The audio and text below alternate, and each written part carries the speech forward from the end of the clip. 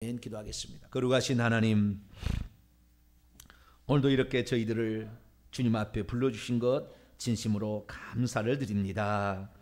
하나님께서 우리를 사랑하사 오늘 저희들을 여기까지 인도해 주셨사오니 하나님 말씀 가운데 하나님의 뜻을 발견하고 이 시대 가운데 내가 어떻게 행동할 것인가를 하나님 헤아릴 수 있도록 해안을 더하여 주시옵소서.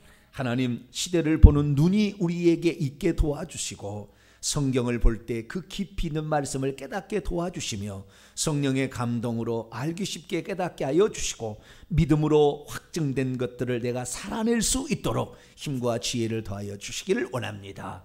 오늘도 수요 기도회로 우리 성도들이 함께 모여 말씀으로 나아가옵나니 하나님 감추인 비밀한 것들을 들려주시고 우리 앞길을 인도하여 주시옵소서.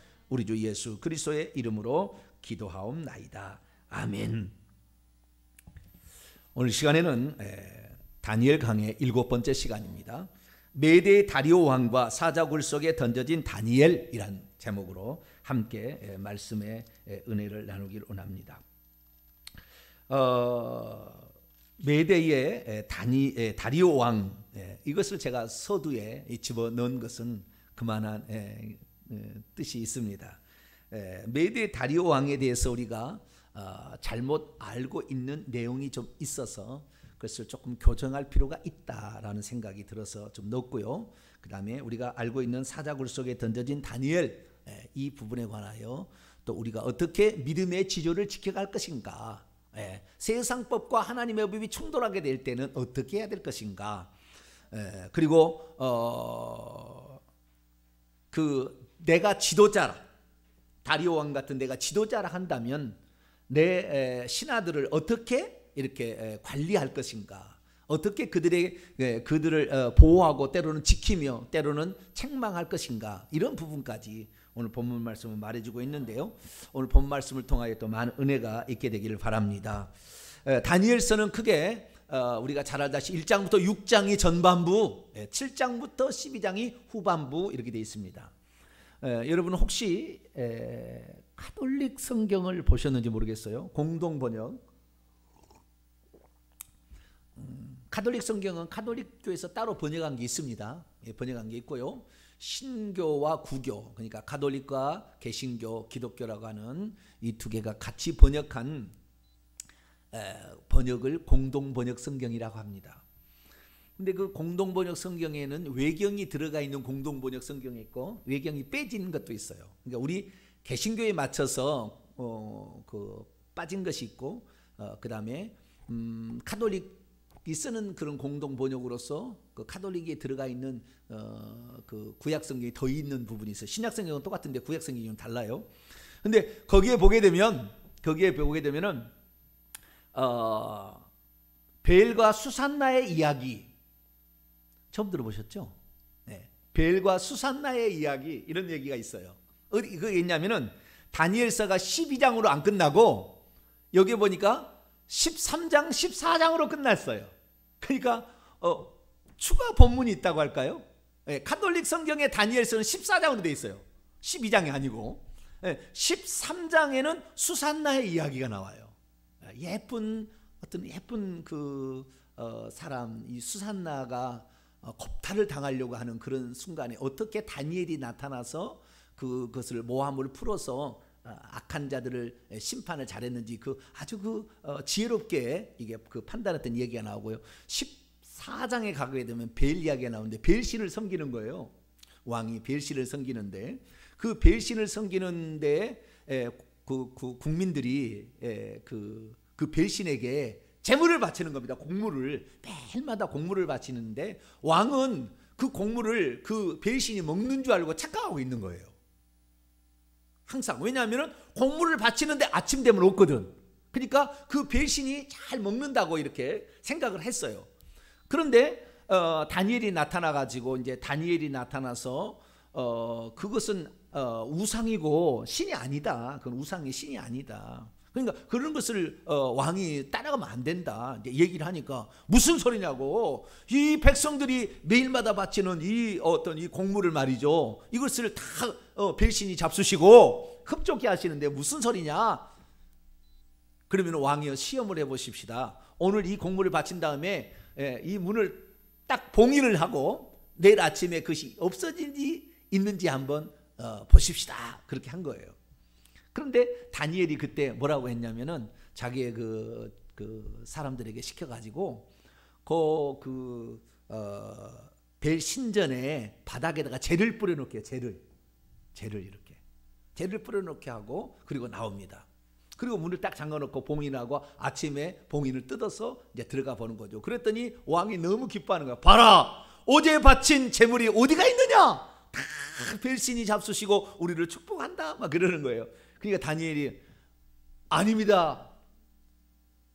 그게 벨신이 잡수는 것이 아니라 지금 요 밑에 발자국을 보십시오. 그랬더니 성인 남자와 성인 여자와 애들의 발자국이 거기에 다 남아있는 거예요. 그래서 나중에 왕이 이제 제상들, 그 벨신의 제상들이 있을 거 아닙니까? 제상을 족쳤어요. 그랬더니 족장이 비밀 통로를 만들어 가지고 그 문이 아닌 지하의 비밀 통로로 들어가서 그 신에 있는 바쳐진 것을 다 먹고 제사한 거 제사의 가족들이 다 먹고 이렇게 다시 또 비밀 통로를 통하여 이렇게 나왔던 거예요. 얼마나 우습습니까, 그죠? 그런 이야기. 그래서 우상이 헛된 거다 뭐 이런 얘기가 나와 있어요.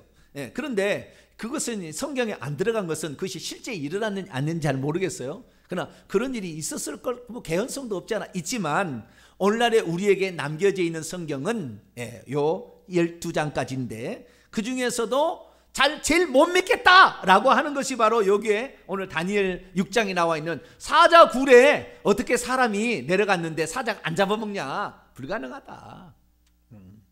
이제 이 얘기를 하는 거죠. 그런데 이 또 없는 일을 여기다 기록한 것이 아니라 하나님께서 진짜 살아서 역사한다라는 것을, 여기에 핵심은요, 이 다리오 왕이, 이 메대 왕인데 이 왕이 하나님을 살아계시다고 이렇게 표현하는 거예요. 우리가 그 베드로의 신앙 고백하면 주는 그리스도시요 살아계신 하나님의 아들이다. 예수님께서도 내가 전에 죽었었노라 나는 산 자라. 내가 전에 죽었었다. 이제 내가 사망과 음부의 열쇠를 가졌느니 이제 세세토록 살아있어 라는 말을 하지 않습니까? 그래서 예수님도 세세토록 살아계시는 하나님이고 이분이 바로 구약의 하나님이죠. 구약의 하나님인데 그 한 분 하나님께서 구약에는 여호와로 자신을 계시하시고 신약에서는 육신을 입고 이 땅에 오신 분이 예수님인데 이분이 살아계시는 하나님이라는 건데 이방의 벨신이나 이방의 다른 신을 섬기는 마르둑신 뭐 이런 다른 신을 섬기는 그 이방의 왕이 특히 메대의 다리오 왕이 하나님을 어떻게 표현하느냐? 살아계신 분이다 이렇게 표현하게 했다는 거죠. 자, 그걸 먼저 보도록 하겠습니다. 자, 20절 말씀을 결론부터 먼저 보죠. 6장 20절 읽습니다. 시작. 다니엘이 든 굴에 가까이 이르러서 다리오 왕이 그런 겁니다. 슬피 소리질러 다니엘에게 묻되 살아계시는 하나님의 종 다니엘아, 내가 항상 섬기는 내 하나님이 사자들에게서 능히 너를 구원하셨느냐? 자, 보세요. 만약에 이 다니엘은 자기 신하잖아요. 고국 관리지 않습니까? 그러면은 내 종 다니엘아 이렇게 얘기해야 되지 않겠어요?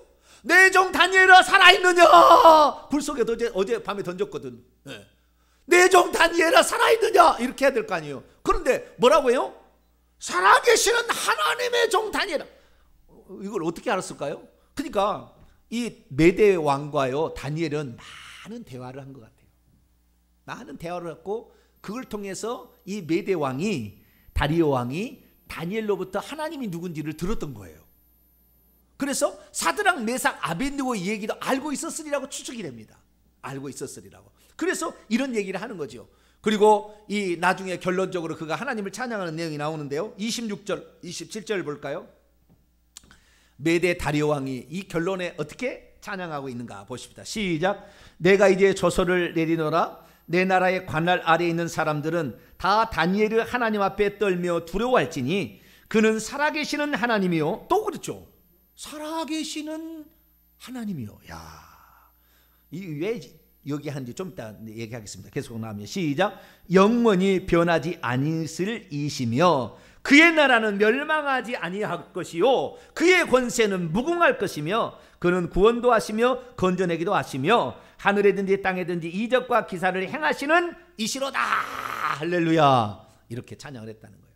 여러분, 왜 내가 지금 이 얘기하냐면 오늘 그리스도인들이 세상에서 어떻게 살아가느냐를 보았을 때에 과연 내가 회사를 다닌다고 쳐봅시다. 내가 회사를 다니는데 내 회사의 사장님이 뭐라고 하냐면은 네가 섬기는 하나님은 살아계시다.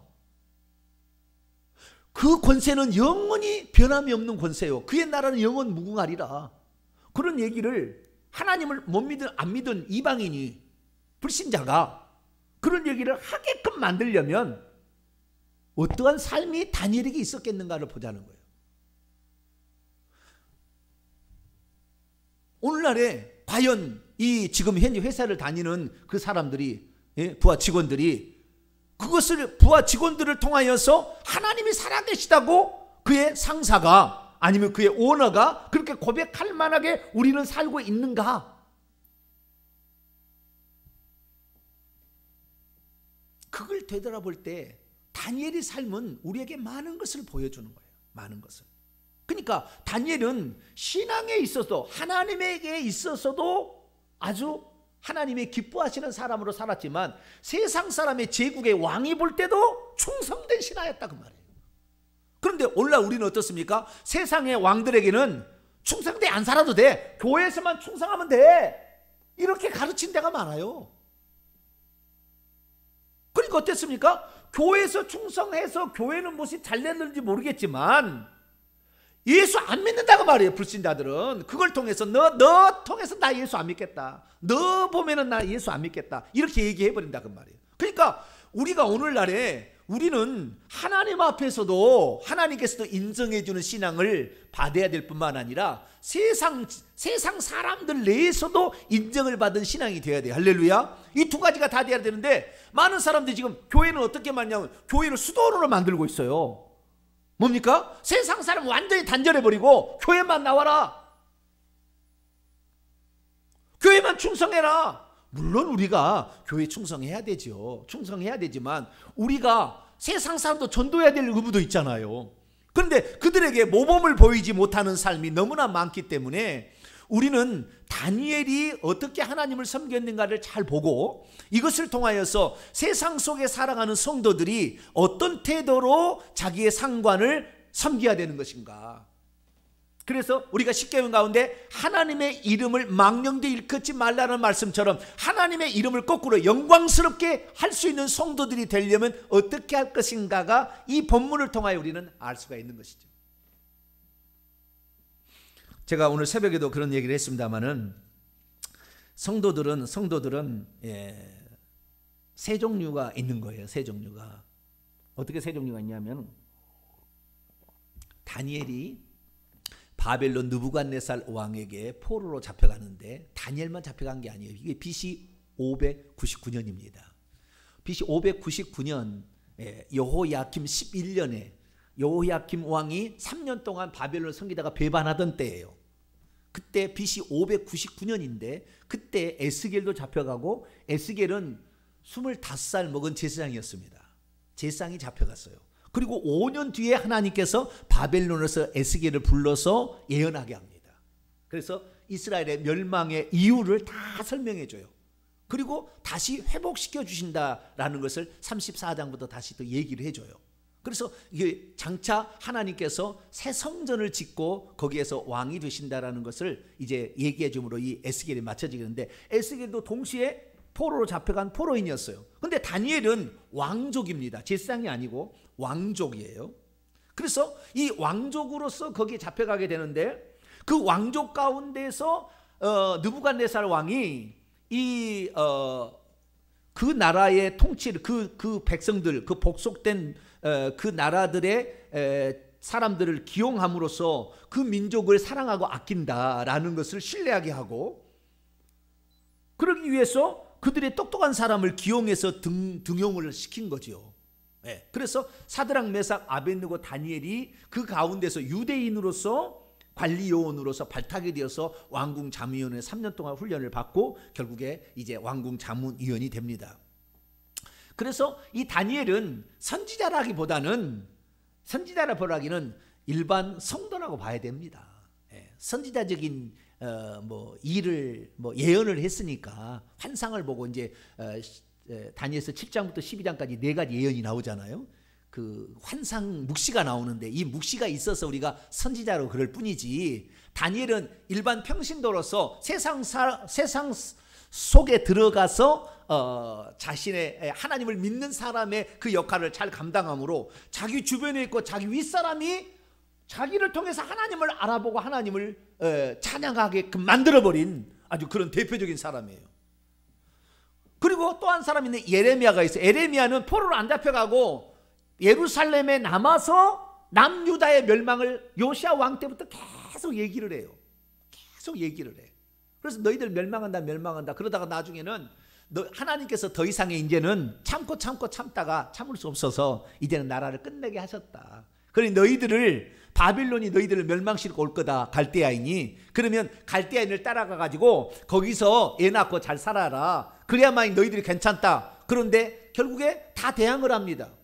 여호야김도 대항을 하고 시드기야도 대항을 해서 결국에 쑥대밭대요. 그래서 바빌론 왕이 완전히 남유다의 이 성전을 파괴해버리고 1차 포로 3,000명, 2차 포로는 10,000명 잡아가가지고요 노예로, 그때 그 사람들이 가서 공중정운이라고 일컬어지는 그 느부갓네살 아내 아미티스라는 그 메대의 그 키악사레스 왕의 딸이죠. 그 딸이 향수병에 걸렸으니까 그 메대 나라의 그 모양을 만들어준다고 해서 공중정원을 만드는, 그리고 그 다음에 이 이중벽을 만들어서 세계 최고의 바벨론 도시를 만들 때 그 토목공사에 누가요?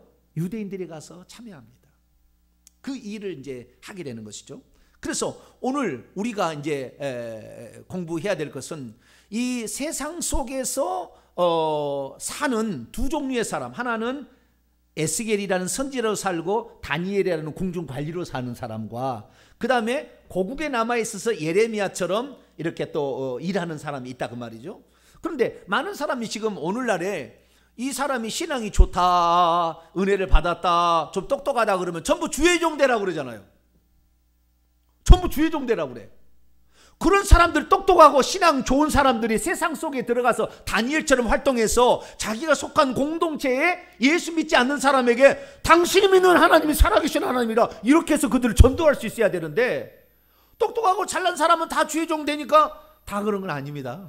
다 그런 거 아닌데, 세상 속에서는 그 믿음이 별로 없는 사람만 사니까 죄악된 삶이 그대로 남아있는 그것으로 세상 속에 사니까 그리스도의 이름이 먹칠을 당하는 거예요.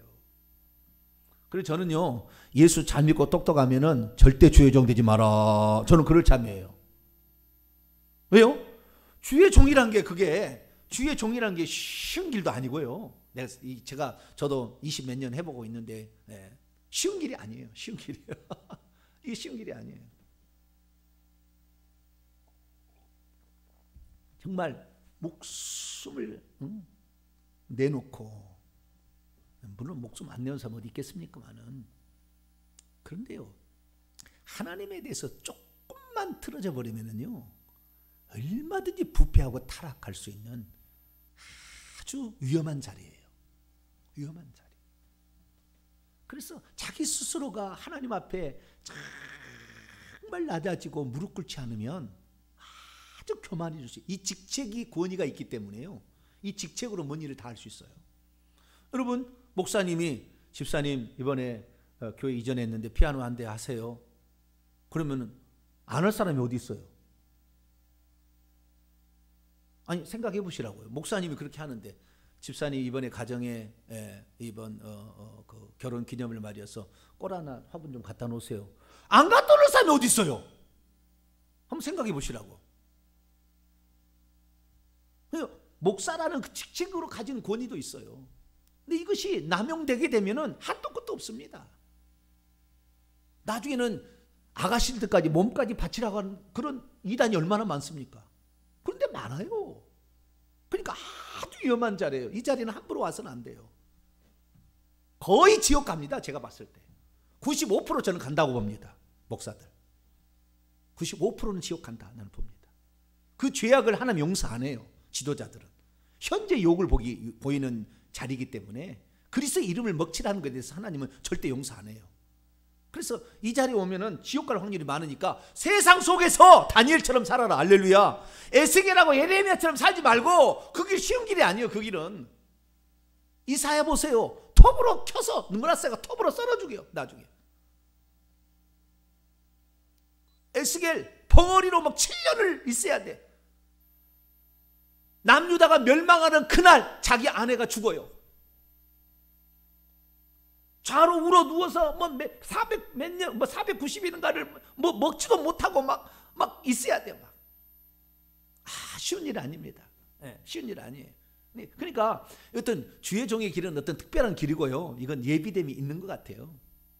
말씀에 대해서 모르고 원문을 또 모른다. 그러면 또 안 돼요. 그렇게 해가지고는 남의 것 설교 100개다가 이렇게 하는 것이지 안 돼요. 또 그것도.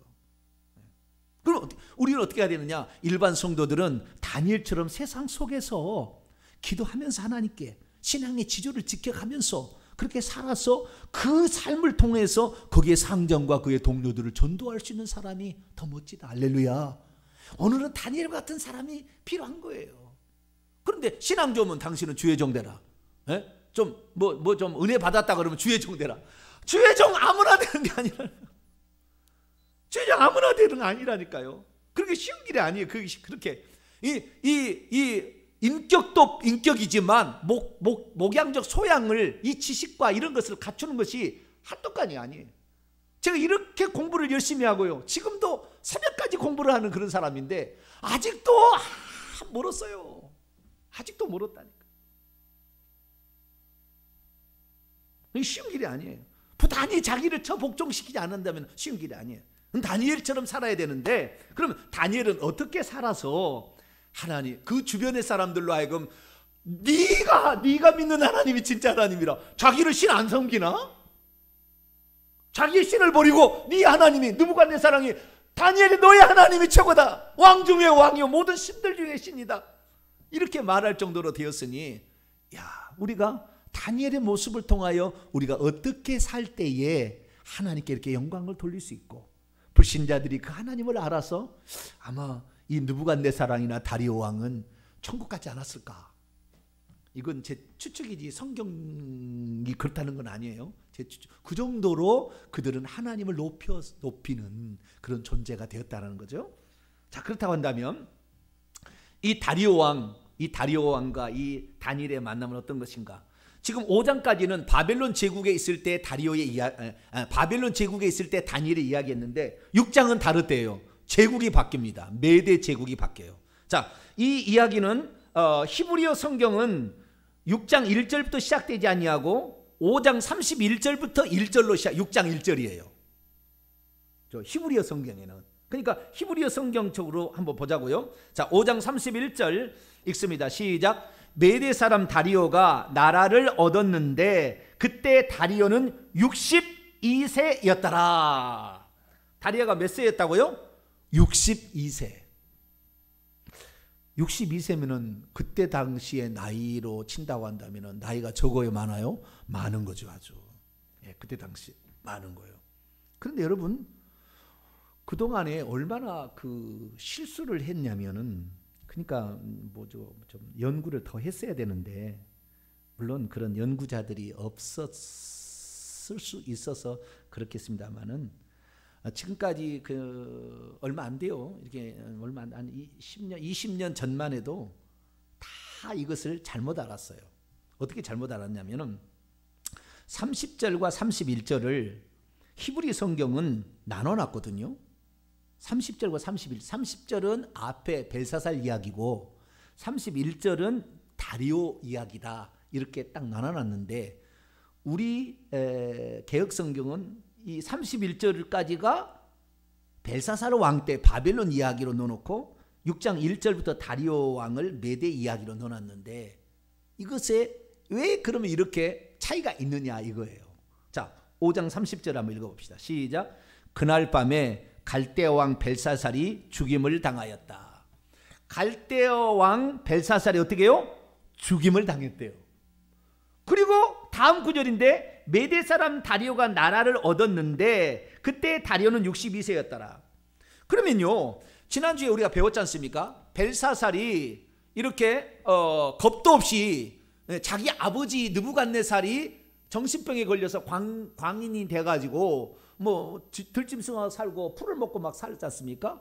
그러자 아미티스라는 그 부인이 자기 아들로 대신 섭정을 하게 한 거예요. 그게 벨사살인데, 벨사살이 이 섭정을 하는데 아버지의 그 뒤를 따라가기 싫었던 모양이에요. 그래서 아버지가 가장 존귀한 사람이 다니엘이었거든. 그러니까 다니엘이 누구냐? 유대인이라 그 말이에요. 포로인. 그래서 유대인들에 대해서는 한 사람도 등용을 하지 않고 아마 다니엘 아주 멀리 했던 것 같아요. 네. 다니엘 아주 싫어해요. 다니엘을 싫어했어요. 다니엘을 싫어하고 유대인들을 싫어하는 것을 어떻게 표현하냐면은 술이 거나하게 취하자 아버지가 남유다에 쳐들어가서 성전에서 갓 뺏어온 물건, 은그릇, 금그릇을 가지고 술잔을 써서 파티를 한 거예요. 그러니까 이 벨사살이 얼마나 유대인들을 싫어했는지가 거기 나오는 거예요. 파티를 합니다. 그러니까 하나님께서 너를 내가 왕으로 세웠는데 네 왕으로서 과연 바벨론 왕으로 합당한가? 하나님께서는요, 세상의 왕들을 세울 때 특별한 사람을 세웁니다. 아무나 왕 되지 않아요. 우리나라도 마찬가지. 그 사람이 대통령 후보에 올라갔지만 결국에 아무것도 없이 그냥 초라하게 끝난 사람이 많아요. 별 차이도 아니었는데 왕이 함부로 되는 건 아니에요. 그래서 하나님께서 특별하게 어떤 지명에서 왕이 되는데, 이 벨사살 왕이 되었음에도 불구하고 유대인들을 그렇게 싫어하자 그 은그릇 금그릇 갖다가 먹었던 것이 하나님께서 보실 때 내가 너를 벨사살을 바벨론 왕으로 썼는데 너는 합당치 않다. 내가 재어보고 세어보니 저울에 달아보니 부족함이 배었다 라고 메네 데겔 우바르신이라는 분별의 글자를 써가지고 결국에 그를 내칩니다. 근데 어떻게 죽느냐? 많은 사람이 어떻게 생각하고 있냐면은 메대와 페르시아 바사의 연합군이 벨사살 왕을 치러 와서 결국에 벨사살을 죽이고 그 다음에 그 고레스, 그러니까 이때 바사 왕은 고레스입니다. 고레스가 자기의 외삼촌이었던 이 메대 왕 다리오에게 나라를 우선적으로 맡겨서 메대가 다스리다가 이 메대 왕 다리오가 고레스에게 나라를 그냥 거저 넘겨줌으로 말미암아 이 바벨론이 끝나고 메대와 바사 제국이 되었다라는 것이 99% 이야기예요, 지금까지. 근데 이것이 틀렸어요. 역사적으로 살펴보면 틀렸어요. 연대기를 다 조사해보면 틀린 거예요. 그리고 어떻게 틀렸는지 알았느냐? 어떻게 알았느냐? 첫째, 벨사살이라는 인물이 이 세상 역사에 보게 되면은 나보니두스의 아들로 나오는 거예요. 그런데 다니엘서 5장에 우리가 지난주에 봤지만 다니엘서 5장에 나오는 이 벨사살은 느부갓네살의 아들이라고 나오는 거예요. 나보니두스는 갈대아인이 아니라 시리아인의 구테타로 일어난, 그러니까 느부갓네살이 나보폴라사르라는 아버지가 있고 느부갓네살이 2대고 그 다음에 벨사살이고 벨사살의 아들이 에일무로닥입니다. 여기까지가 이제 느부갓네살 왕통인데요. 이후로는 갈대아인인데요. 나보니두스라는 구테타가 일어나서 다시 나라를 물리는데 이 나보니두스의 아들이 벨사살이거든요. 그런데 여기에서는 성경에는 갈대아인의 느부갓네살의 아들로 나오는데 세상의 역사와 점토판을 찾아보게 되면은 나보니두스의 아들로 나온다 그 말이에요. 시리아인의 아들로 나온다 그 말이에요. 그러니까 이것을 옛날에는 잘 모르고 벨사살이라는 왕이 2명이 있었는데 느부갓네살 아들로 있었고 나보니두스 아들로 있었는데 2명이 있다는 걸 모르고 하나로 그냥 짬매버렸어요. 그래서 이 BC 539년에 이 벨사살 왕이 나보니두스의 아들이 죽던 해가 BC 539년이에요. 그래서 바벨론의 멸망을 BC 539년으로 칩니다. 그런데 성경은 그렇게 얘기하지 않는다는 거예요. 나중에 보니까 다른 자료에 벨사살 왕이 2명이었던 거죠. 느부갓네살 왕의 아들이 있었던 겁니다. 그러니까 이 역사를 간단히 요약해 보자면은 느부갓네살 왕이 있었는데 느부갓네살 왕이 나중에 미쳤잖아요. 미쳤어. 그 미쳤을 때에 3년 미쳐가지고 아미티스라는 그 부인이 자기 아들에게 섭정을 맡기는 거예요. 그래서 3년 동안 섭정을 했는데 3년째 되던 해에 술잔치를 한 거예요. 술잔치를. 그래서 하나님께서 그날 밤에 분벽의 글씨를 통하여서 너가 끝났다라고 했는데, 그때 누구냐면 그의 신하들이 이 벨사살을 암살해서 죽여버립니다. 그러니까 다리오가 죽인 게 아니에요. 그 신하들이 죽여버린 거예요. 그럼 어떻게 되느냐? 잘 보셔야 되는데요. 이 다리오 왕은 어떤 사람이냐면은 다리오 왕의 아버지가 키악사레스라는 왕인데요. 키악사레스라는 왕의 딸이 아미티스라는 느부갓네살 왕의 부인입니다. 그러니까 느부갓네살 왕은 메대, 지금 다리오 왕이 벨사살 나라를 얻었는데 느부갓네살은 외삼촌이에요. 외삼촌. 다리오가 왔을 때 외삼촌이고, 그 다음에 벨사살은 조카예요. 조카. 아시겠죠? 우리 교회로 보자면, 저로 보자면 한경우 집사님이 느부갓네살이고 이 석규가 벨사살이에요. 나로 봤을 때, 지금 내가 봤을 때 이렇게 되는 거예요. 아시겠죠? 그게 모르는 게 아니라고요. 그런데 어쨌든 조카가 잘못해가지고 결국에 나라가 죽었는데, 그때 아미티스라는 부인이 있지 않습니까? 아미티스라는 부인이 자기의 누굽니까? 자기의 남동생인 다리오죠. 이 메대 다리오는 이 아미티스라는 그 남동생이다. 아시겠죠? 이해가 가시나요? 내가 그림을 그렸어야 되는데 잘 모르겠네. 자, 키악사레스라는 메대 왕이 있어요. 이 메대 왕은 딸 하나를 낳아서 딸 하나를 낳았는데 아미티스를 낳았고요. 만다레가 아미티스를 낳았고, 그 다음에 이 다리오 왕을 낳은 거예요. 다리오 왕의 본명은 아스티게아스입니다. 아스티게아스. 그래서 아미티스라는 딸 누나를 낳고, 그 다음에 남동생인 아스티게아스라는 다리오 왕을 낳아요. 아시겠죠?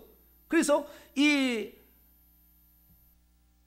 아미티스라는 것이 느부갓네살하고 결혼을 해가지고 두 쪽이 나라가 이제 우호를 다진 거죠. 그런데 좌우지간 잘못되어서 결국에 이 벨사살 넘어갔는데 잘못돼서 나라가 죽자, 아미티스가 누나가 남동생한테 너 이 나라를 와서 좀 다스려 주라 얘기를 한 거예요.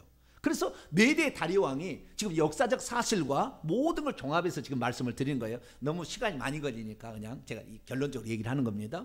그래서 이 남동생이 와서 바벨론 나라를 얻은 거예요. 아시겠죠? 지금 어떤 상태요? 느부갓네살 왕은 자기 매형은 미쳐가지고 지금 3년 됐어. 7년 동안 이렇게 미쳐갖고 있어야 돼. 근데 지금 미쳐갖고 있으니까 저기 동생아 와서 이 나라를 바벨론 다스려 달라 요청을 한 거죠. 그래서 메대가 여기 보세요. 31절 메대 사람 다리오가 나라를 얻었다고 해요. 얻었어. 누가 준 거예요. 준 거. 네. 내가 가서 싸워가지고 벨사살을 죽여서 얻은 게 아니라 메대 사람 다리오가 나라를 얻었는데, 그때 다리오는 62세. 이미 메대의 왕으로서 이 메대 사람 다리오는 메대 나라의 4대 왕입니다. 4대 왕. 아스티게아스라는 이 왕은 4대 왕이고요. 자기 아버지가 키악사레스예요. 근데 이 메대 사람 다리오가 그때 이미 왕노를 하고 있다가 62세 되던 해에 자기 누나가 느부갓네살 자기 남편이 지금 미쳤으니까, 매형이 지금 이상하니까 네가 좀 나라를 좀 다스려줘. 그래가 와서 지금 바벨론 와서 나라를 접수한 거예요. 아시겠죠? 그래서 지금 나라가 이 메대 나라가 바벨론 나라가 된 것이지, 바벨론 나라가 완전히 멸망한 건 아니에요. 아직 멸망하지 않아요. 느부갓네살이 죽고 나서 나중에 나보니두스가 쿠데타 일어나고 그의 아들 벨사살 때 나라가 망해요. 539년에. 그럼 이때는 언제냐? BC 574년입니다. 지금 메대 다리오 왕이 나라를 거저받은 시기가 언제라고요? BC 574년입니다. 자, 9장으로 넘어갑시다. 9장 1절. 9장 1절 읽습니다. 시작. 메대 족속 아하수에로의 아들 다리오가 갈대아 나라의 왕으로 세움을 받던 첫 해 곧 그 통치 원년에, 여기 보니까 메대 족속 아하수에로는 아까 키악사레스 왕을 지칭하는 말이에요. 아하수에로나 다리오는 메대와 바사에서 왕을 지칭하는 호칭입니다. 자, 바로라는 말 있지 않습니까? 애굽왕 바로잖아요. 애굽 왕을 뭐라고요? 파라오라고 치는데 파라오가 한 명이 아니잖아요. 수많은 파라오가 있어. 이름이 다 틀려요. 근데 파라오라고 하듯이 마찬가지입니다. 그 몽골에서는 칸이라고 그러고 저 러시아에서는 차르라고 그러잖아요. 그러듯이 이 왕을 지칭하는 독특한 명칭이 있는데, 이 메대와 바사 지역에서는 그 왕을 이끌었을 때 아하수에로라고도 얘기를 하고 다리오라고 얘기하는데, 이 아하수에로, 다리오의 아버지 아하수에로도 왕이라는 이름인데 이것은 키악사레스 왕을 지칭하는 것이고, 다리오는 아스티게아스라는 왕을 지칭하는 겁니다. 3대 4대 왕이에요. 그래서 갈대아 나라의 왕으로, 갈대아 나라 바벨론 나라의 왕으로 세움을 입었어요. 그냥 거저준 거라. 아시겠죠? 그래서 이 다리오가 왕을 차지하게 되는데, 이 다리오가 누구냐? 나중에 살펴보면요, 이 다리오가 와스디라는 왕비를 거느리고 있었던 누구예요? 에스더에 나오는 그 왕 있잖아요. 아하수에로라는 그 왕인데, 그 왕이 아하수에로라는 말이나 다리오라는 말을 계속 왕을 지칭하는 표현이기 때문에, 에스더의 남편, 나중에 에스더를 또 마누라 와스디를 패하고 에스더를 왕으로 친 아하수에라는 왕이 사실은 이 아스티게아스 다리오 왕입니다. 다리오 왕이에요. 모든 역사를 조사해 보면. 그래서 이 지금 다리오, 그러니까 느부갓네살 왕의 처남이었던 이 다리오는 나중에 에스더를 왕비로 취하는 그 남편이에요. 왕비로 취하는 그 남편. 그래서 역사는 참으로 재밌습니다. 요 뒷이야기는 지금 너무 시간이 많이 가서요, 다음에 더 엄청난 재미난 이야기가 있는데 그 얘기는 그대로 하고 다니엘서 지금 중요한 그래서 다리오가 나라를 얻었다. 그래서 바벨론까지 차지하게 되었다라는 겁니다. 메대 나라에다가 바벨론까지 차지하게 되었다라는 겁니다. 그래서 총리 셋을 두고 이제 나라를 다스리려고, 그러니까 그 전에 메대 나라에다가 바벨론 나라까지 얻은 거 두 개를 이제 통치하게 된 거예요. 그러자 이 통치하기 위해서 3명의 총리를 세웠습니다. 그런데 바벨론에서는 누구를 취했을까요? 바빌론의 최고의 행정관리 누구예요? 다니엘이겠죠. 싸워서 이긴 게 아니라 그날 거저 얻었기 때문에 이 나라의 최고의 통치자가 누굴까? 셋째 지리자가 누구냐? 다니엘이었잖아요. 그러니까 다니엘을 그대로 고용을 하는 겁니다. 기용을 하는 겁니다. 그리고 자기가 그 전에부터 데리고 있었던 메대 나라의 2명의 총리를 가지고 3명의 총리로 120도로 나라를 분할해서 다스리게 한 거죠. 그런데 그 중에서 이 2명의 총리가 쫙 봤더니, 다니엘은 이제 모르지 않습니까? 이 메대의 다리오 왕이 잘 모르는 사람이고, 2명의 총리는 자기 잘하는 사람이죠. 수족같이 여기는 사람이에요. 그래서 잘 모르니까 다리오 왕이 다니엘을 불러다가 늘 얘기를 했을 거 아닙니까? 당신은 어떻게 나라를 다스렸고, 어떻게 네 나라는 어떻게 운영이 됐고, 어떻게 했느냐 다 물어봤을 거 아니에요. 다 얘기했다는 것이 뒤에 다 짐작이 다 나와요. 그래서 다 이제 얘기를 해줍니다. 그런데 다니엘이 보통 사람이 아니거든, 얘기를 들어보니까. 그래서 딱 생각할 때 마음 중심에 내가 지금까지 거느리고 있었던 2명의 총리보다 이 다니엘이 훨씬 더 뛰어나다. 그걸 금방 알아버린 거예요. 그래가지고 이제 곧 있어서 이 3명의 총리 가운데 1명의 총리를 최고의 수장으로 세우려는데 마음은 어디에 가 있어요? 다니엘에 가 있어. 이 다리오 그쪽으로 가 있는 거예요. 그러니까 2명의 총리가 눈치를 쫙 보니까 다니엘이를 더 좋아하는 것 같아. 지금까지 당신을 위해서 충성한 사람 우린데 왜 남의 나라, 사실 바벨은 남의 나라잖아요. 조카 나라에 자기 매형 나라 것을 사람을 쓰냐 이거지. 기분이 나쁘다 이거잖아요. 그러니까 이 2명의 총리가 저 다니엘을 제거해야만이 우리가 총리의 대빵이 될 수 있겠다 생각해서, 다른 4절 보니까 4절이 아니라 저기 7절을 보세요. 나라의 모든 총리, 지사, 총독, 법관, 관원을 다 데려다가 나를 따르라. 저 다니엘을 없애야 되겠다. 나를 따르라. 얘기해서 포섭을 한 다음에 다니엘을 모함하기로 결정을 내립니다. 그런데 다니엘을 모함하려고 생각했더니 모함할 수가 없어요. 4절 보세요. 이에 총리들과 고관들이 국사에 대해 다니엘을 고발할 근거를 찾고자 했으나 아무 근거, 아무 허물도 찾지 못하고, 그가 충성되어서 아무 그릇됨도 없고 아무 허물도 없어서 어떻게 빌미를 좀 잡아서 탄핵을 해야 되겠는데 할 수가 없더라는 거예요. 그러니까 만마단 게 뭐예요? 저가 가지고 있는 신앙과 반대되는 것을 법을 만들어서, 저가 가지고 있는 신앙을 추구하게 되면은 법을 조촉하는 것을 법을 만들어 가지고 저놈을 잡아서 죽여야 되겠다. 이 방법 외에 다른 방법이 없다. 저의 신앙을 제외하고는 흠이 없다. 여러분, 세상 속의 성도는 그런 성도가 되어야 될 줄 믿습니다. 충성되이 보여서 그 세상 나라의 왕도 당신을 내가 최고로 내 옆에 두고 싶다, 이런 사람이 되어야지. 너는 좀 없었으면 좋겠다. 너는 맨날 삔지리에다가 맨날 나 있을 때는 잘한 척하고 뒤에는 호박색 하고, 너는 좀 없었으면 좋겠다. 이런 그리스도인들이 꽉 찼어요. 왜?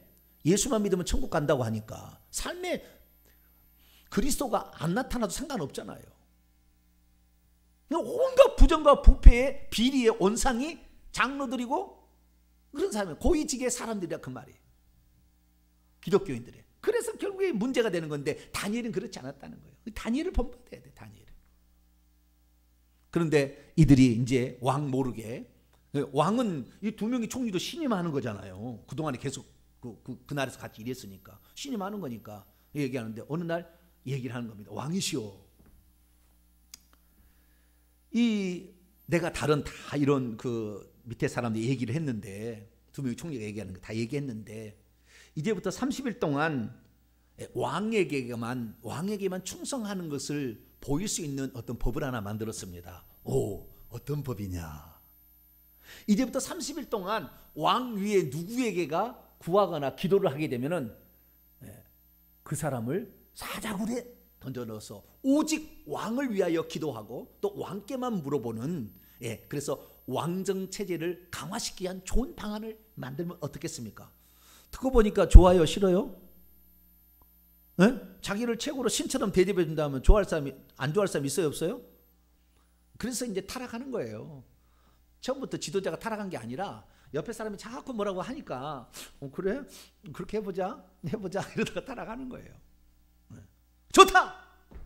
그럼 왕이시여, 이것을 절대 바꿀 수 없도록 왕의 도장, 우리들의 도장을 다 찍어서 이것을 하면 어떻겠습니까?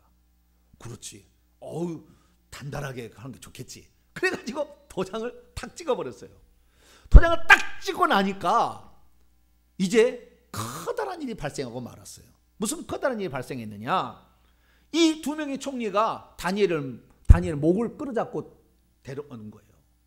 왕이시여, 무슨 일이냐? 이 다니엘이 이 지금 금령을 어기고 지금 왕 위에 다른 신에게 구하거나 뭐 요청한다면은 사자굴 속에 던져넣기로 한 것을 알고도 요 다니엘이 이 자기 신에게 하루에 3번씩 기도하는데 오늘 낮에 우리가 그 기도하는 현장을 덮쳐서 이를 끌어왔습니다.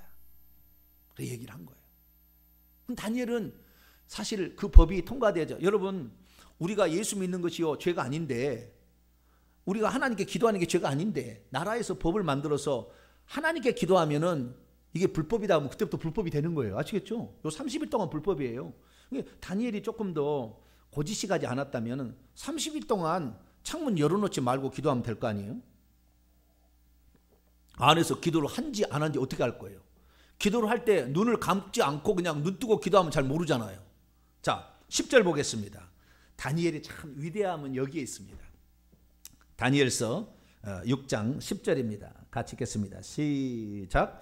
다니엘이 이 조서에 왕의 도장이 찍힌 것을 알고도 자기 집에 돌아가서는 윗방에 올라가 예루살렘으로 향한 창문을 열어놓고 전에 하던 대로 하루 3번씩 무릎을 꿇고 기도하여 하나님께 감사하였더라. 야, 여러분, 알고도라는 말에 방점이 있어요.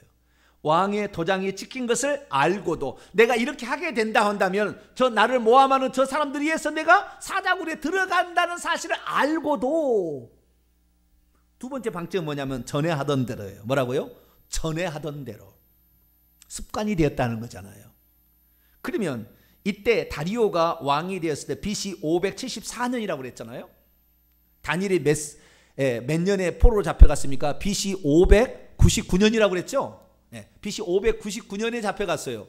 그리고 지금 BC 573년이면 딱 25년이 지났습니다.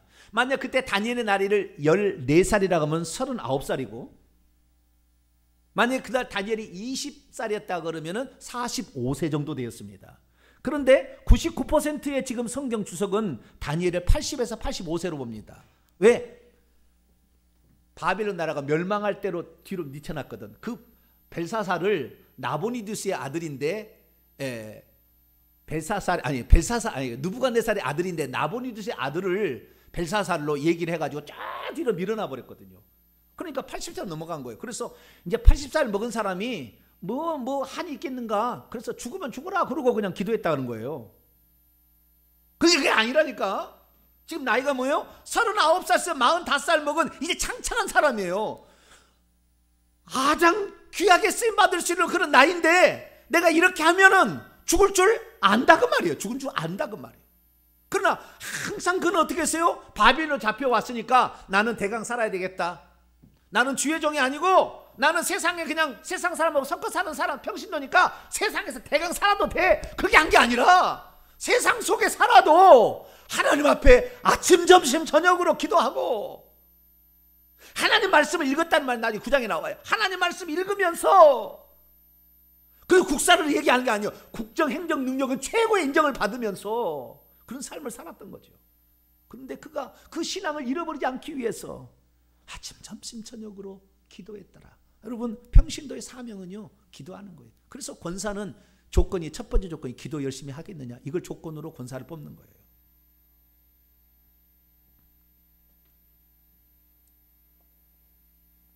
기도를 하지 않는 사람은 권사를 뽑지 말아야 돼요. 사실은 기도가 중요해요. 이 다니엘은 이 기도를 그렇게 했던 거예요. 전에 하던 대로. 여러분 좋은 습관은 계속해서 가지게 되길 축원합니다. 기도할 때 늘 기도한 대로 했었기 때문에 하나님은 그 자리에 꼭 기도하는 기도를 듣고 계셨던 거죠. 이때부터 다니엘이 기도해서 이렇게 기도하지 않았겠습니까? 하나님, 이 민족이 바벨론으로 잡혀와서 하나님의 징계가 시작됐는데 언제 이 징계가 끝나겠습니까? 하나님, 이 징계가 끝나게 되거들랑 우리 민족을 버리지 마시고 다시 성전에 가서 정전 짓고 예배할 수 있도록 하나님 도와주세요. 내가 이 기도한다는 사실을 알고 지금 법을 만들어서 나를 올가면서 나를 사자굴에 던진다고 지금 사람들이 법을 만들어서 나를 힘들게 하는데 나는 하나님이 나를 죽일 수도 있고 살릴 수도 있는 분이지 저 사람들이 나를 죽이고 살리고 사자가 나를 죽이고 살리고 그렇게 믿지 않습니다. 오직 한 분 하나님만이 내 생명의 주관자를 믿으니 하나님 저를 불쌍히 여겨주세요. 할렐루야. 그렇게 기도를 했을 거 아닙니까? 그런데 이제 이 멱살을 끌고 잡아오니까 왕이 깜짝 놀랐어요. 그들이 어떻게 고소를 합니까? 13절입니다. 왕이여, 사로잡힌 유다 자손 중에 다니엘이 유다 자손 중에 잡혀왔다는 사실을 어떻게 알았을까요? 뒷조사를 얼마나 했냐 이 말이에요. 이들이 지금 메대인이잖아요. 지금 다니엘은 바벨론 사람으로 알려있는 것이지 유다 자손 포로 중에 왔다는 거 25년 전의 이야기잖아요. 그런데 얼마나 뒷조사를 했으면 사로잡혀온 유다 자손 중에 다니엘이라는 놈이 있는데 이 사람이 당신이 지금 총리로 최고의 총리로 세울 사람이 이 사람 같습니다. 왕과 왕의 도장에 찍힌 금령을 존중하지 아니하고 하루에 3번씩 기도하나이다. 왕을 존중하지 않았습니까? 지네들이 법을 만들어서 왕의 금령을 만든 것뿐이지 왕을 가장 존중하고 사랑하고 아꼈어요. 벨사살 왕이 이 꿈을 꿔가지고 벨사살 왕이 아니라 느부갓네살 왕이 꿈을 꿔가지고 이 미친다는 얘기를 들었을 때 이 느부갓네살 왕이여 이 꿈은 당신에게 이루어지지 않고 당신을 미워하는 자에게 이루어지기를 원합니다. 그렇게 악한 왕이고 나쁜 왕이라 할지라도 자기의 왕을 위해서 정말 진심으로 간구하는 그런 충성된 사람이 다니엘 아니었습니까? 왕을 그렇게 미워하는 게 아니고 왕을 싫어하는 게 아니고 왕을 어기는 게 아니라고요. 왕을 존중해야 돼요. 우리는 세상 왕을 세상 지도자를 존중해 줘야 돼요. 그런데 그 금령만은 어긴 거죠. 다니엘은 그것을 각오하고 사자굴에 던져질 걸 각오하고 금령을 어긴 거예요. 그러자 왕이 14절 이 말을 듣고 근심하여 다니엘을 어쨌든 이거 건져내 보려고 마음을 쓰고 어떻게 하면 할까 궁리를 했는데 이 점심 때 이 기도했던 걸 잡아왔는데 해가 오후 6시가 모르겠습니다. 3시인지 6시인지는 모르겠지만 그때까지 살릴 수 있는 방법이 없어. 왜? 한 번 도장을 찍어버리면 바꿀 수 없다는 그 법이 있으니까. 그래서 어떻게 할 수가 없어요. 밤이 되도록 고민만 하고 있으니까 다시 또 이 무리들이 15절에 다시 또 와가지고 모여와가지고 왕에게 또 독촉을 하는 거예요. 왕이여, 메대와 바사의 귀를 아시거니와 왕께서 세우신 금령과 법도를 고치지 못할 것이라 하지 않았습니까? 빨리 좀 이놈을 사자굴 속에 집어넣어라. 어쩔 수 없이 왕이 16절에 밤이 되자 명령을 내립니다. 사자굴에 던져넣게 되죠. 그리고는 이 사자굴 속에 떨어지기 일보 직전에 말합니다. 네가 항상 섬기는 너의 하나님이 너를 구원해 주실 것이다. 얼마나 다니엘이 믿음직스러웠으면 그가 하는 말과 그가 섬기는 신마저 살아계실 너의 긍휼을 베풀어 주실 것이다 라고 얘기를 했겠는가. 그것은 그 다니엘이 얼마나 그 충성도, 그 성품, 일의 충실성이 얼마나 있었는가를 대변해 주는 말이죠. 결국에 18절에 밤이 새도록 금식하면서 다니엘을 어떻게 살려볼까. 오락을 그치고 잠을 안 자고 그 다음날 새벽에 19절 새벽에 일찍 나와서 다니엘아 슬피 울며 20절에 말합니다. 살아계시는 하나님의 종 다니엘아, 네가 섬기는 그 너의 하나님이 사자들에게서 너를 구원하지 않았느냐라고 그냥 말을 던져보는 건데 굴 속에서 음성이 들려옵니다. 다니엘이 왕이여, 왕은 만수무강하옵소서. 나의 하나님이 이미 그의 천사를 보내서 사자의 입을 봉하셨으므로 사자들이 나를 상해하지 못하였으니 이는 나의 무지함이 그 하나님 앞에 명백함이오며 또 왕이여, 나는 왕에도 해를 끼친 일이 없습니다. 당장 그를 끌어올려라.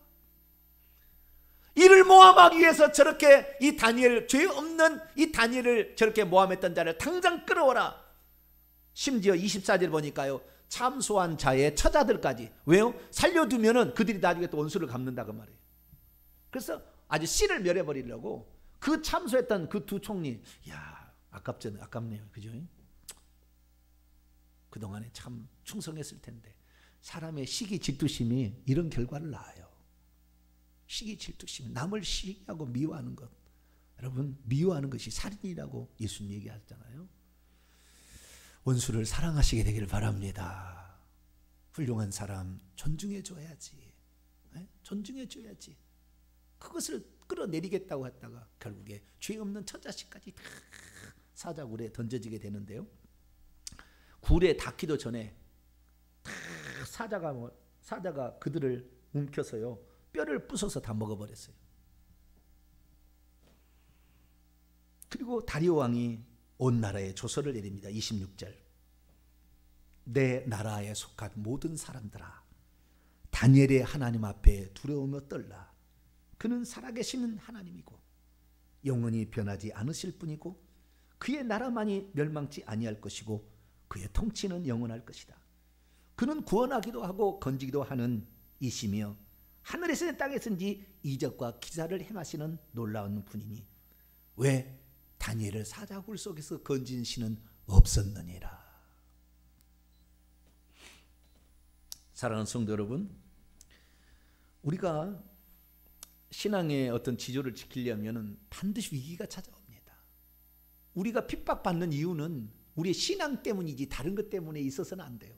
우리가 게을러 터져서 우리가 못된 짓에서 핍박받아 당연히 받아야 돼, 그 사람은. 그러나 내가 흠잡을 데 없는데 신앙 하나 때문에 어려움을 당한다면 기꺼이 우리는 핍박을 받아야 돼요. 그 때문에 죽으면 죽으리라는 그런 결단을 우리는 해야 되는 거예요. 사단 마귀는 지금도 사람들을 써서 고소하고 거짓말로 사람을 속이려고 많이 애를 쓰고 있어요. 그래서 그 시기하고 미워하는 마음이 있으면 사탄이 그 마음을 장악해서 그를 결국에 들어 써버린다 그 말이에요. 우리는 주여 원수라도 사랑할 수 있는, 주여 저들의 죄를 알지 못합니다. 저들의 죄를 용서해 주옵소서. 스데반과 예수님의 기도처럼 그 원수들을 사랑하고 그렇게 해야 될 줄 믿습니다. 그리고 내 앞에 신앙을 지키는 것 때문에 어떠한 어려움이 내게 찾아온다 할지라도 그 어려움에 내가 죽을까 봐 걱정하지 마세요. 하나님은 불꽃 같은 눈으로 우리를 지켜보고 있어서 악인은 심판하시고 의인은 반드시 건지시는 그러한 하나님을 믿으시게 되기를 바랍니다. 특별히 우리의 삶이 불신자들도 네가 믿는 하나님이 진짜 하나님이다 이렇게 말할 수 있을 정도로 우리가 세상 속에서 빛과 소금의 사명 잘 감당해서 세상 모든 사람들도 야, 너가 진짜 너가 믿는 하나님이 진짜 하나님이다 이런 사람이 될 수 있도록, 그리고 이 하나님의 법과 세상 법이 저촉될 때는 하나님의 법을 우선시하는 그런 믿음을 보여서 우리 주님의 도우심으로 꼭 하나님의 기적을 체험하고 하나님의 살아계심을 체험할 수 있는 그런 사람이 될 수 있게 되기를 간절히 바랍니다. 거룩하신 하나님, 오늘 다니엘의 이야기를 통하여 다니엘이 어떻게 바벨론 제국의 총리 대신이었는데 메대 제국의 총리 대신으로 바로 이렇게 갔을까를 알게 되었습니다. 누나가 남동생의 그 나라를 맡기며 일어난 일이기 때문에 이게 가능했었고, 그러나 다니엘의 그 모든 과거를 알아본 다리오 왕이 그를 들어서 쓰려고 했지만 악한 자들의 괴계에 의해서 위험에 처했고, 그러나 살아계신 하나님께서 개입하여서 그의 믿음의 지조를 보시고 살려주신 줄로 믿습니다. 우리가 세상 속에서 우리가 게으르거나 악해서 핍박을 받는 것은 이것은 당연한 것이고, 그게 아니라 우리가 다른 것으로서는 어떻게 빌미가 없지만 예수 믿는 거 신앙 하나 때문에 핍박을 당해야 된다고 한다면 기꺼이 받을 수 있는 사람 되어서 하나님이 우리의 인생의 최고요 영원히 살아계신 분으로 섬길 수 있는 우리 모두가 되게 해 주옵소서. 우리 주 예수 그리스도의 이름으로 기도하옵나이다. 아멘. 할렐루야. 명령과 선포를 해보도록 하겠습니다. 자, 같이 큰 소리로 오른손을 쥐고 큰 소리로 우리 읽도록 하겠습니다. 시작. 주여, 하나님께 대한 지조 있는 믿음이란 어떤 것이며 어떤 결과를 낳는다는 것을 알게 하시니 감사합니다. 주여, 충성되고 진실한 자는 언제든지 어디서든지 늘 인정받고 쓰임받는다는 것을 알게 하시니 감사합니다. 주여, 사악한 자는 남을 헛듣고 비난하고 거짓말로 모함하지만 그런 자는 결코 승리하지 못한다는 것을 알게 하시니 감사합니다. 주여, 일하는 성도는 업무 수행 능력과 도덕성에 뛰어나야 한다는 것을 알게 하시니 감사합니다. 주여, 사탄 마귀는 지금도 거짓말로 사람을 비난하고 참소하기에 분주하게 움직이고 있다는 것을 알게 하시니 감사합니다. 주여, 성도에게 기도하는 습관은 매우 유익한 습관이라는 것을 알게 하시니 감사합니다. 회개입니다. 계속입니다. 시작. 주여, 하나님께서는 같은 시간에 같은 장소에서 같은 방법으로 기도하는 성도를 지켜보고 있다는 것을 알게 하시니 감사합니다. 주여, 성도는 핍박과 환난 앞에서도 결코 겁먹지 말아야 한다는 것을 알게 하시니 감사합니다. 주여, 하나님은 참된 성도를 눈동자같이 지키시고 보호하신다는 것을 알게 하시니 감사합니다. 주여, 성도는 불신자의 입으로부터 하나님이 살아계시다는 간증이 나오게 할 수 있어야 한다는 것을 알게 하시니 감사합니다. 주여, 하나님은 불의한 자는 반드시 심판하시고 의로운 자는 고통에서 건져주신다는 것을 알게 하시니 감사합니다. 주여, 참된 신앙인은 언제 어디서든지 형통의 축복을 받을 수 있다는 것을 알게 하시니 감사합니다. 결단입니다. 시작. 주에게는 충성하겠나이다. 주에게는 진실하겠나이다. 주에게는 비굴하지 않겠나이다. 주에게는 주님만 절대적으로 신뢰하겠나이다. 주에게는 하나님의 법을 우선적으로 따르겠나이다. 명령을 선포합니다. 시작. 이제까지 나로 하여금 시기와 질투심으로 마음을 요동치게 하는 악한 영들을 결박을 받아라. 이제 내가 예수 그리스도로 명하노니 일신상의 안녕을 위해 하나님의 법을 못 보게 하는 악한 영들은 결박을 받아라. 내 영혼아 깰지어다. 내 영혼아 깰지어다. 신앙의 지조를 끝까지 지켜낼지어다. 오직 주님만 바라보고 승리할지어다. 핵심입니다. 시작. 성도는 언제 어디서든지 충성되고 진실하게 살아야 하는구나. 절대적인 신앙은 세상의 위험과 막다른 한계를 이기는구나. 세상 법과 하나님 법이 조촉될 때는 하나님 법을 따라야 하는구나. 뭐니 해도 기도하는 습관이야말로 가장 좋은 습관이로구나. 악인은 심판에 이르지만 의인은 보호를 받는구나. 하나님만이 살아계시며 하나님의 나라만이 영원 무궁하구나.